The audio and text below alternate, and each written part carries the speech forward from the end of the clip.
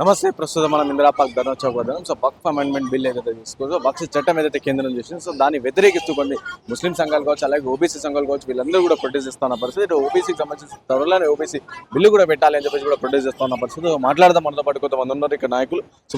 So చెప్పండి sir, కేంద్రం ఏమో వక్ఫ్ అమెండ్మెంట్ బిల్లుని పాస్ చేసింది, దాన్ని ఒక చట్టంగా కూడా మనకి రీసెంట్గా చేసింది. సో ఏంటి మేము ఈరోజు ఒకటే దేశవ్యాప్తంగా ఈ ఆందోళన జరుగుతూ ఉంది. దాదాపుగా ఈరోజు భారత్ ముక్తి మోర్చా, రాష్ట్రీయ పిछड़ा వర్గ్ మోర్చా, బహుజన్ క్రాంతి మోర్చా, రాష్ట్రీయ పరివర్తన్ మోర్చా ఈ సంస్థల ఆధ్వర్యంలో దేశవ్యాప్తంగా వక్ఫ్ బోర్డును కేంద్ర ప్రభుత్వం ఏదైతే ఈ మధ్యనో ప్రవేశపెట్టి రాష్ట్రపతి అసెంట్ కూడా తీసుకొని దాన్ని ఆమోదింపజేసినారు. రాత్రికి రాత్రే నిజంగా ఈ యొక్క వక్ఫ్ బోర్డు బిల్లును ఆమోదింప చేసినారు. అదే నిజంగా చిత్తశుద్ధి ఉంటే ఈ దేశ ప్రధాని నరేంద్ర మోడీ గారు మరి బీసీ బిల్లు కోసం ఎందుకు ఈ తెలంగాణ రాష్ట్ర ప్రభుత్వం చేపట్టినటువంటి దాన్ని చేయదు? ఇంకొకటి ఏంటంటే వక్ఫ్ బోర్డు అనేది ఇది ఈ రోజు ఏర్పాటు చేసింది కాదు, స్వాతంత్రం వచ్చిన దానికంటే అంతకు ముందు నుంచి కూడా ఈ యొక్క వక్ఫ్ బోర్డు ఉంది. నిజంగా ఇది ముస్లింల హక్కులను కాలరాయడం కోసము బీజేపీ ఒక మతం ముసుగులో దీన్ని వాళ్ళ యొక్క హక్కులను కాలరాస్తుంది. ఇది నిజంగా చాలా అప్రజాస్వామికం. డెమోక్రసీలో ఉన్నటువంటి వక్ఫ్ బోర్డు ఏదైతే ఉందో ఆ వక్ఫ్ బోర్డుకు ముస్లింలకు పూర్తి స్వాతంత్రం ఉంది. వారు వాళ్ళ భూములను పరిరక్షించుకోవడము, వారికి వాళ్ళ వర్గంలో ఉన్నటువంటి వారికి ఏ రకంగా అది అవసరం వస్తుందో దాన్ని చేసుకోవడానికి వాళ్ళకి ఇచ్చినటువంటి హక్కును ఈరోజు కేంద్ర ప్రభుత్వం కావలసుకొని ఈ యొక్క వక్ఫ్ బోర్డు బిల్లును ఆమోదింపజేసుకొని ప్రతిపక్షాలందరూ కూడా వ్యతిరేకించినప్పటికీ ఏకంగా బీజేపీ పార్టీకి సంబంధించినటువంటి వాళ్ళందరూ కూడా ఈరోజు రాత్రికి రాత్రి దీన్ని చేసినారు. ఇది అప్రజాస్వామికము, దీన్ని మేము తీవ్రంగా వ్యతిరేకిస్తున్నాం. దేశవ్యాప్తంగా దీనికోసం జైల్ భరో ఉద్యమాన్ని తీసుకున్నాం. కాబట్టి ఈరోజు ఇందిరా పార్క్ హైదరాబాద్ తెలంగాణలో ఈ యొక్క దేశవ్యాప్త ర్యాలీని మేము చేపడుతున్నాం. ఈ యొక్క వక్ఫ్ బోర్డును కేంద్ర ప్రభుత్వం వెంటనే తీసుకోవాలి, దాన్ని రివర్స్ తీసుకోవాలి. లేకపోతే ఇది దేశవ్యాప్తంగా ఒక ప్రజా ఉద్యమంగా మారి అన్ని వర్గాలను కలుపుకొని ముస్లింలే కాదు, ముస్లింలకు సంబంధించినటువంటి ఎస్సీ, ఎస్టీ, బీసీ మైనారిటీలందరూ కూడా ముస్లింస్ వెంట ఉండి ఈ యొక్క వక్ఫ్ బోర్డు బిల్లును వెంటనే వెనక్కి తీసుకోవాల్సిందని కేంద్ర ప్రభుత్వాన్ని డిమాండ్ చేస్తున్నాం. అంటే వక్ఫ్ బోర్డు బిల్లు వల్ల సో పేద ముస్లింస్ ఎవరైనా వాళ్ళకి ప్రయోజనం జరుగుతుంది. ఎందుకంటే వక్ఫ్ పైన ఆల్మోస్ట్ చూసుకుంటే దేశంలో 3 అత్యంత ప్రాపర్టీ వక్ఫ్ ఉంది కాబట్టి సో అవన్నీ కూడా ప్రాపర్గా అన్ని కూడా లెక్కలకు తీసుకొస్తే సో పేద ముస్లింలకు ప్రయోజనం కలుగుతుంది. అందుకని వక్ఫ్ బిల్లు తీసుకొస్తున్నాం అని చెప్పేసి బీజేపీ పార్టీ చెప్తాం. అది చాలా అబద్ధము. నిజంగా వాళ్లకు చిత్తశుద్ధి ఉంటే ఇప్పటికే ఎప్పుడో చేయాల్సింది. పేద ముస్లింల మీద వాళ్లకు ప్రేమ లేదు, ధనికుల మీదనే ఉంది. ఈ యొక్క మోడీ ప్రభుత్వం ఏదైతే ఉందో ధనవంతులకు మాత్రమే ఫేవరెట్ గా ఉంది తప్పితే ఇక్కడ ఒక పేదవాని కోసం, అది బీసీ కానీ, ఎస్సీ, ఎస్టీ కానీ, మైనార్టీలకు సంబంధించిన ఒక్క పేదవాని గురించి కూడా ఈ యొక్క బీజేపీ ప్రభుత్వము ఇక్కడ కూడా ప్రవేశపెట్టినాను. మనం చూస్తా ఉన్నాం. ఈరోజు అంబానీ, ఆదానీ వీళ్లకు కట్టబెట్టడానికి కోసమే దీని వెనకాల ఒక పెద్ద కుట్ర నడుస్తూ ఉంది. దీన్ని దేశ ప్రజలందరూ గమనిస్తా ఉన్నారు. ముఖ్యంగా మా ముస్లిం సోదర సోదరీమణులందరూ కూడా అర్థం చేసుకున్నారు.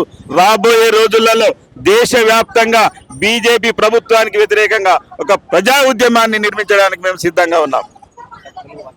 సో చెప్పండి సార్, ఎందుకు వక్ఫ్ బోర్డుకి వ్యతిరేకం ఇస్తుంది? ఎందుకంటే ఆల్రెడీ దేశవ్యాప్తంగా కూడా చట్టం అమలుకి వచ్చేసింది. ఇది బహిరంగంగా వీళ్ళు కాన్స్టిట్యూషన్ను నీరుగారుస్తున్నారు. ఇది కేవలం ముస్లింలకని కాదు, ముస్లింలకే కాదు, మొత్తం బహుజనులకే వీరు ఫండమెంటల్ రైట్ను లేకుండా చేయడము వీళ్ళ ఉద్దేశం. కాన్స్టిట్యూషన్ మార్చడమే వీళ్ళ ఉద్దేశం.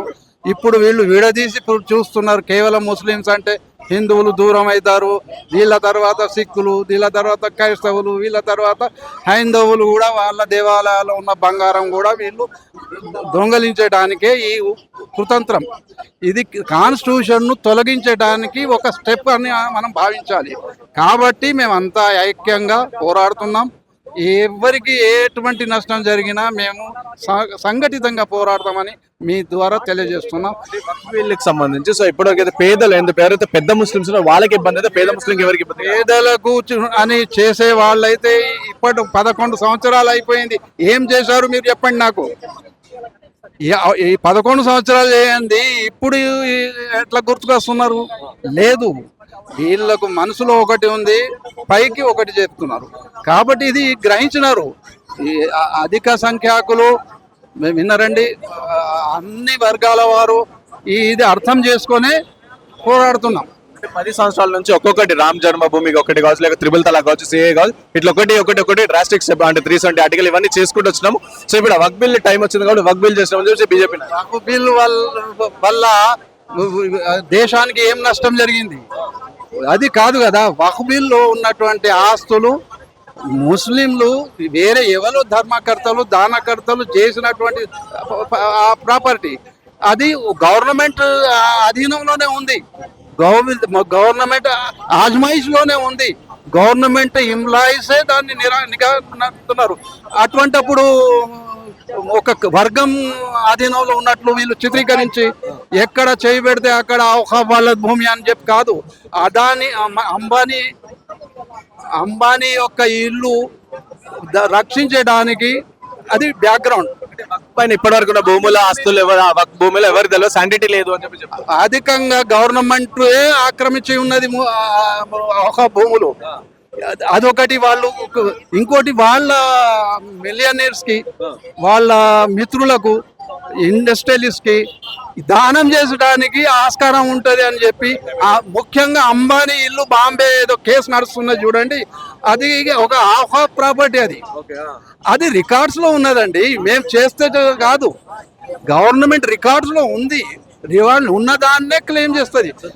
కానీ తప్పించడానికి వాళ్ళు వదంతులు ఏం చేస్తున్నారంటే అధిక సంఖ్యాకుల్లో స్ప్లిట్ తీసుకొచ్చడానికి, బహుజనుల్లో విభేదాలు తెచ్చడానికి, ఇది ముస్లింలకు మేము హింసిస్తే మీకేమైందిరా బాబు, మీరు హిందువులు మేము అంతా ఒకటే కదా అని చెప్పి తీసే ప్రయత్నం చేస్తున్నారు. అవి ఏం పప్పులు ఉడకవని మీ ద్వారా తెలియజేస్తున్నాం ప్రభుత్వాన్ని. విన్నారండి, ఈ అంబానీ అదానీ వీళ్ళను దాన ధర్మాలు చేసడానికి డిఫెన్స్, అయోధ్యలో డిఫెన్స్ ల్యాండ్ ను అప్పచెప్పారు, అది మీకు తెలుసు కదా, మీరు విలేకరులకు బాగా తెలుసు. ఆ విధంగా ముస్లిం అనబడే ఆస్తులు అంటే అధిక సంఖ్యాకులు ఎవరు ప్రొటెస్ట్ చేయరు అని అనుకున్నారు వాళ్ళు. కానీ అతి త్వరలో తెలిసి వస్తుంది వాళ్ళకు కూడా చెమటలు పడుతున్నాయి. మీరు కూడా చూస్తారు, మీరు కూడా తెలియజేస్తారు అందరికీ. ఇదే మేము భావిస్తున్నాం. ఒక భూములు అదొకటి. వాళ్ళు ఇంకోటి వాళ్ళ మిలియనీర్స్ కి, వాళ్ళ మిత్రులకు, ఇండస్ట్రియలిస్ట్ కి దానం చేసడానికి ఆస్కారం ఉంటది అని చెప్పి ముఖ్యంగా అంబానీ ఇల్లు బాంబే ఏదో కేసు నడుస్తున్నది చూడండి, అది ఒక హాఫ్ ప్రాపర్టీ, అది రికార్డ్స్ లో ఉన్నదండి. మేము చేస్తే కాదు, గవర్నమెంట్ రికార్డ్స్ లో ఉంది. రివార్డ్ ఉన్నదాన్నే క్లెయిమ్ చేస్తుంది. కానీ తప్పించడానికి వాళ్ళు వదంతులు ఏం చేస్తున్నారంటే అధిక సంఖ్యాకుల్లో స్ప్లిట్ తీసుకొచ్చడానికి, బహుజనుల్లో విభేదాలు తెచ్చడానికి, ఇది ముస్లింలకు మేము హింసిస్తే మీకేమైందిరా బాబు, మీరు హిందువులు మేము